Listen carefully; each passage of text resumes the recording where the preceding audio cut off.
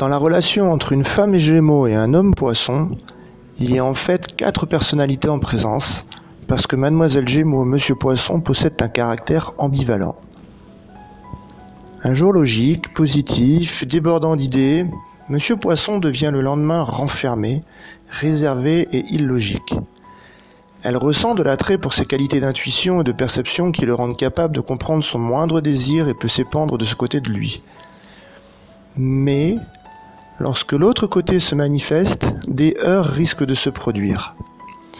Mademoiselle Gémeaux a besoin de connaître la raison des actes de cet homme, alors qu'il préfère se retirer dans un monde secret pour résoudre ses problèmes ou pour décider de sa prochaine orientation à l'abri des regards.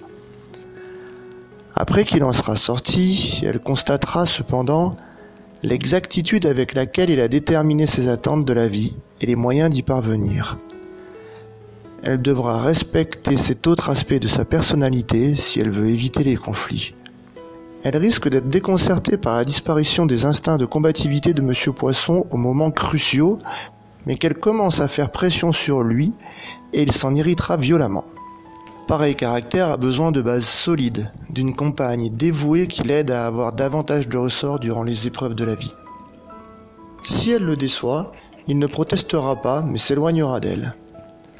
La compatibilité sexuelle ne devrait pas être un problème dans ce cas, car tous les deux recherchent périodiquement une épaule secourable et font montre d'un sens aigu du plaisir. Souvent, ils se torturent avec d'étranges chimères provoquées par l'insécurité et laissent sa vive imagination l'entraîner vers les comportements sexuels excentriques inhabituels d'autrui. Cela peut le conduire à trouver des stimulants dans la littérature pornographique. Il est essentiel qu'elle évite de nourrir l'illusion qu'il deviendra plus fort en temps voulu.